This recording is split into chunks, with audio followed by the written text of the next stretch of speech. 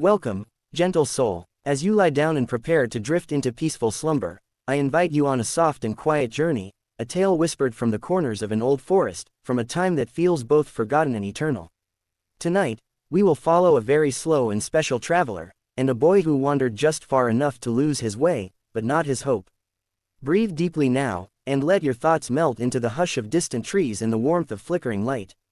Let me tell you the bedtime story of a turtle, and a boy, and a glowing piece of cloth that shimmered softly in the darkest forest. A very long time ago, in a part of the world where trees whispered to each other and rivers knew your name, there lay a village on the edge of the forest known simply as Thistlewood.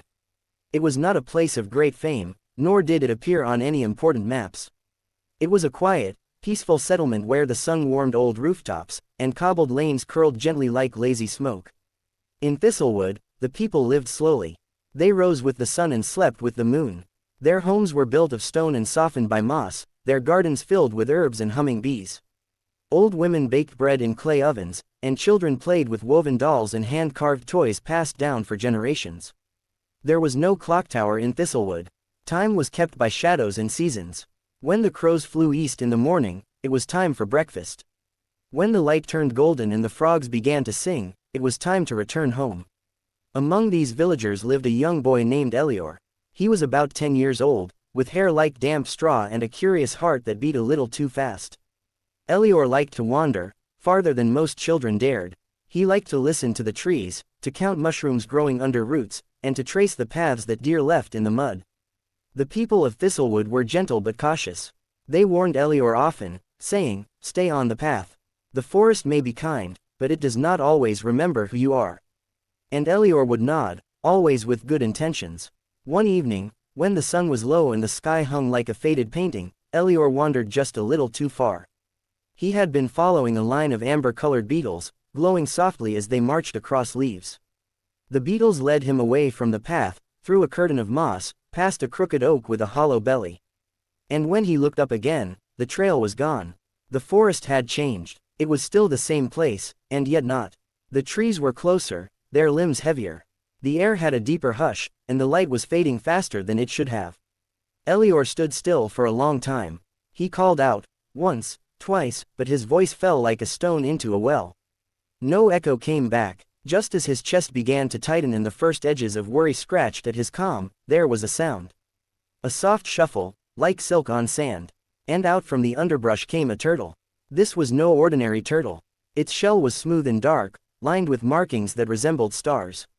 Draped over its back was a small, glowing cloth, no larger than a napkin, but bright enough to cut a warm line through the dark. The turtle moved slowly, very slowly, but with purpose. It looked at Elior, not with eyes that begged or scolded, but with the deep patience of something very old. Then it turned, and began to walk. Elior hesitated, but something in the turtle's glow, or in the way the leaves seemed to lean back just enough to let it through, made him take a quiet step. Then another. And so, the journey home began. As they moved through the forest, the world softened. The hush of night was not frightening, but comforting, like a blanket pulled up over your shoulders. The glowing cloth bobbed gently with the turtle's stride, casting little rings of light on tree trunks, stones, and sleepy insects. They passed an old stump, hollowed by time.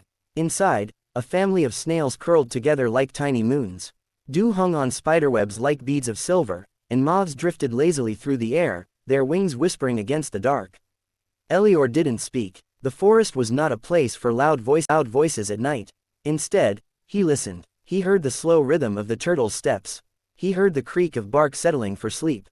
He heard the soft breath of the wind, moving through leaves like the sigh of a kindly giant. And as they walked, Elior began to feel less lost.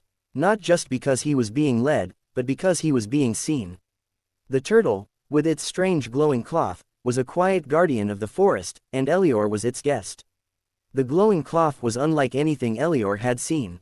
It wasn't made of fire, nor magic, nor moonlight. It was simply a cloth, worn, stitched with threads of old languages, but it held a light-like memory. Not the sharp memory of facts and lessons, but the soft memory of being held, of hearing your name spoken gently, of a warm bowl of soup on a winter night.